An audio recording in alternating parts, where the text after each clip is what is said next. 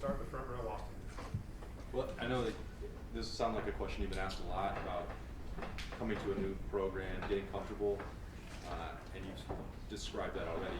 In terms of becoming a leader, is there a point where you started to feel like that was setting in and that people were listening to you in the locker room, or maybe that won't happen until you play a game? I don't know, but like I'm trying to make that different than just like, hey, you know where to go for practice. Yeah, no, it's that's a huge part of it, especially coming in. I say that my situation is very different than like coming in as a true freshman. You have to come in and really gain the respect and the trust of a whole football team in the span of 6-7 months. And for me, the first thing that was the most important thing was just getting relationships with everyone. I was like, I want to get to know everyone on the team because they're not going to respect me if they don't know me. And so that was the first thing. I was that was what the spring was for, what the winter was for. I was like, all right, I want to get to know these guys. Let them get to know me, and kind of just go from there. And then once I feel like for me, like once we got through that spring, coming back into the summer, and we started up summer workouts, that was when I kind of started to settle into that role and feel a little more comfortable, challenging guys, just because, we already had that relationship. I feel like, we worked hard in the summer, and Coach Mick gave us a lot of opportunities to become leaders, through some of the challenges we had in our workouts and our runs, and he put us through the fire so that, we had to deal with some adversity before, we just get out there on the field, because it can't be the first time that you're going through something out on the field,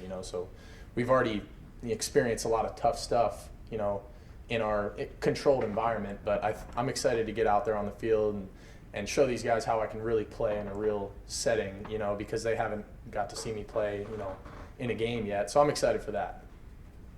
We'll go over here down to Barry. The players say there's nothing like playing a game in the shoe. This will be your first experience. What are you most looking forward to? How well will you sleep the night before the game? And just what's going through your mind?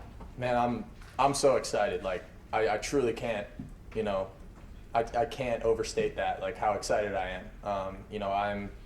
I'm fired up, man. I grew up as a kid watching the Big Ten. I played in a lot of places now. At this point in my career, I've played in front of hundreds of thousands.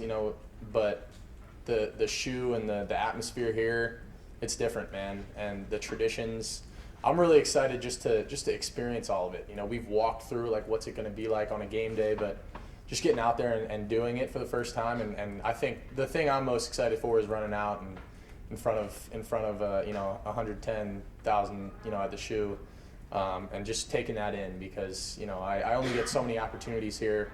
I want to make sure I soak it in before we go out there and get to business, strap it up and play. We'll go over to the left, Whitney Harding. I asked Ryan this question as well. Exciting week 0. Every coach and player will always say you don't look ahead. Was the Florida State loss, is that just a reminder of that mindset? I don't know if you saw the game, but I did. Is that just a reminder? Yeah, you've got to stay locked in on each game. 100%. I mean, I think that shows you that especially conference games. I mean, anything can happen, and you can't overlook anyone. Just because Georgia Tech was a lower seed and wasn't really ranked. I mean, you can say that for really anything. But I think it just really emphasizes the fact that you can't overlook anyone, and the most important thing is what's right in front of you. And for us, that we know that we got a lot of matchup games down the road and a lot of really important games and some tough teams to play. But the most important thing for us right now is Akron, and it's because it's the next thing. We'll go right here in the front, over the middle. Just this year, does it feel like a whirlwind to you that a year ago you were playing for Kansas State and now you're here? I mean, have you been able to process all this? Yeah, it is. It is a little weird, It's kind of stepping back and thinking about like, oh, I'm going to be playing college football, but not at K-State. It was kind of weird at first when I had to kind of put that in my brain, but I've mentally prepared myself for this, for a while, and I kind of knew that last year was probably going to be my last year there, so I knew that whatever I was going to be doing was going to be a new step. And I mean, this step that I've taken has just been a blessing in every single way. I feel like just the opportunity and the challenges that I've had to go through already here, have really made me better, as a player. I feel like a different player than I did even last year. So I'm just excited because it's a new opportunity, it's a new challenge, and it's kind of lit a new spark in me, and I don't want to say I was complacent last year or in my time at K-State, because I wasn't, but it lit a new spark, and there's something special about this team and about this year, and I'm excited, man. It's gonna be fun. Go over here to the right, have a cake. Kind of two parts here. One, Yeah. what was your reaction when Ryan told you you were the starter? And two, in your mind, what does it mean to be the starting quarterback at Ohio State? What comes with that? What is that role? Obviously, when he told us, I was very excited. It's an honor, it's a privilege, and I don't take it lightly. And there's a lot of really, really good players in that room, and to be named the starter in a group like we have is an honor, and it truly is special to me. And being the starting quarterback of Ohio State, it's truly like I said, it's a blessing, man. It's not something I take lightly, and I know that there's a lot of stuff that comes with that. I know there's a lot of expectations and pressure, if you will. But I knew that was the first goal on my list when we got here. Was to be the guy, and I knew I had to work for it, and the guys in the room weren't going to make it easy. But I felt like I had a good camp, and I showed the coaching staff that, what I could do, and felt like I finally settled into the offense for the first time. And just going through fall, I feel really, really confident with kind of how I'm feeling the offense out, and how I'm kind of evolving in this system. And yeah, I'm flattered. I'm fired up, man. It's humbling, but it's also something I don't take lightly at all. And I'm humbled. I'm blessed, man. It's gonna be fun. On the aisle here, second row, Bill Landis. Well, I asked Coach Day this, but he and Coach Kelly both kind of called you the run game coordinator of the offense. And I know you did a lot of run game stuff at K-State, but is there anything different about what's on your plate here with this run game with Chip? And I guess just the responsibility of making sure you're always on point with your reads. How do you think you've handled that throughout camp? I think it's really good for me, and I think they say that all the time. Is what is your job in the run game? You're the run game coordinator, and it's my job to say we have a good play called, or we got a pressure coming from the field. We don't want to run this play into it. It's my job to get us in and out of that. Obviously the coaches can only do so much, but we're the ones that are out there, actually calling the shots, and I'm the one that's got the chalk last on a lot of that stuff. So it's cool. It gives me a little more sense of responsibility about the offense, and it makes you as a quarterback, you're always clued into something. It's when you're a quarterback and you're mentally taking plays off, that's not a good thing. You should be locked, dialed in every single play. Here, what's my plan? What I need to have a plan every single play. And Coach Kelly and Coach Day have done a really good job of kind of instilling that in me, and just taking responsibility for a lot of the things that I have to do. In terms of whether it's protection or run game, whatever it is. Whether it's controlling it with our different calls or RPOs or whatever it may be. It's my job to get us in and out of good and bad plays.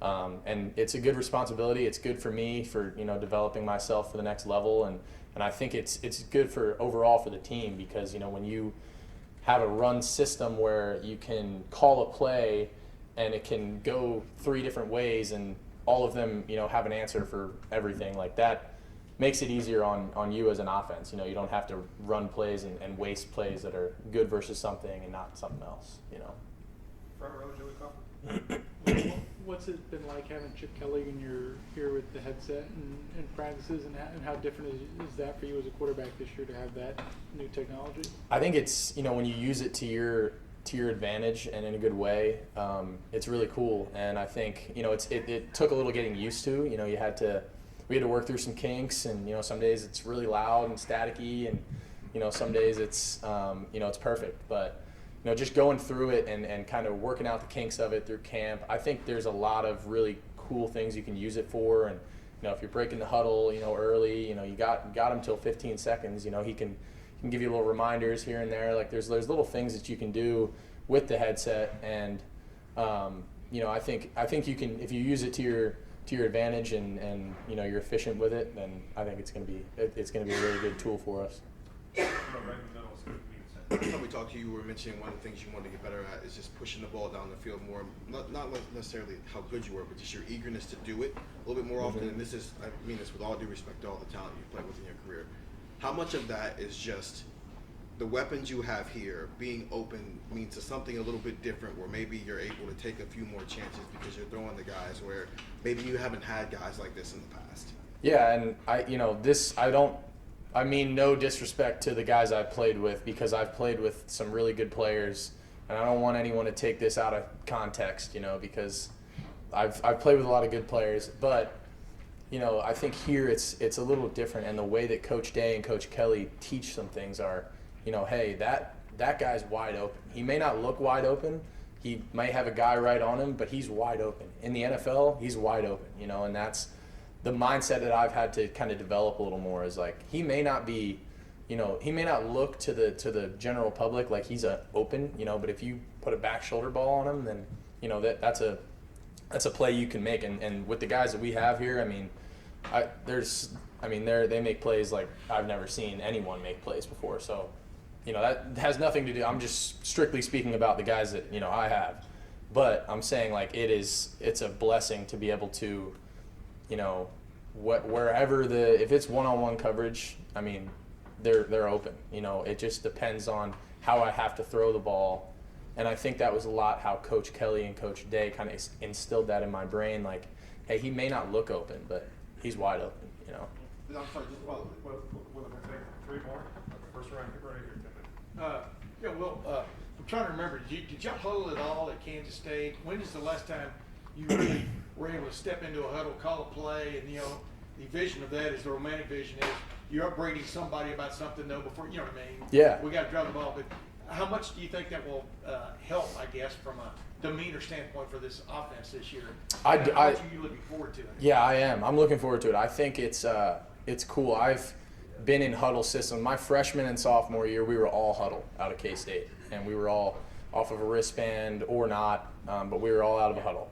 And I kind of like that, and when you're good with the huddle, and when you get out of the huddle with 20, 25 seconds left, and you get out there and you have time to analyze the defense, then it's good. But if you get caught in the huddle, and there can be things that can go bad with it. But I think the way that we're using it here, trying to break the huddle, be efficient, getting out onto the football, it's good. And I like having that FaceTime with my guys, a little bit before the play. And like you said, like, whether it's reminding them on this play, hey, the running back, we got to do, this kind of footwork, or whatever it is, like just giving them a little, hey, let's go get this, let's go get this one, guys. Like, whatever it may be, like, I like just being able to look at them all in the face, and before we get out to the line of scrimmage. I think that there's a cool element to that.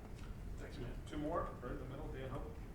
Well, how has your maybe approach to things changed from when you were competing for the starting job to when you were named for starter, and now you're just preparing to be the starter? Yeah, I think it changes a little bit. I feel like when you're given that position, you're able to have a little more of a say in things. Say like we're going through some pass concepts. When you're competing for a job, you may not be as eager to say, hey, I don't really like that concept, coach. But when you're the starter, and they're telling you, hey, we want to hear your input. If you don't like a play, then we're not going to run it. Like that. That's kind of the difference. And I just feel like I have a little more ownership in some of the play calls, and some of the just some of the read and some of the stuff that we're doing. And obviously there's a structure to everything, and I gotta do what the coaches tell me to. But I do feel like I have more say, and I can voice my opinion on, hey, I like this concept, I don't like this concept, and it's more of a collaborative effort, from that perspective. And last question, Dave Holmes.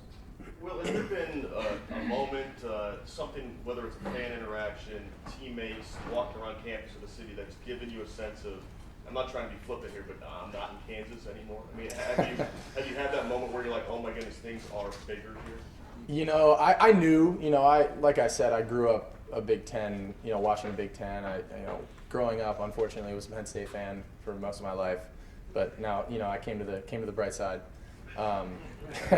But I'd say that spring game, man. When I went out there for the spring game and there was 82,000 people, I was like, at K-State we didn't even have a spring game, you know, like they used to do spring games and they would, you know, they'd pack it out, but I mean 82,000 at you know, at a, if you will, glorified scrimmage is pretty crazy, you know. And everyone just kept asking me like, oh, what was you guys' spring game like? And I was like, we had a practice 15. We didn't have a, you know, a spring game. So, you know, it's a little different, but, you know, everything, it's cool, man. You know, the market is huge here, you know, in Manhattan. It was really cool because it was a small college town and everyone was so bought in, but here it's like, it's a big city, but you still feel that like everyone in the city, like just huge Buckeyes fans, and feeling that in a big city is really cool. It's like, dang, like, you know, it's not just a small town kind of thing. It's like, you know, everyone in this city is really like bought into the Buckeyes, and man, it's cool. It's unlike anything else, really. All right, well, thank you, buddy. All right, hey, thank you guys. Go Bucks.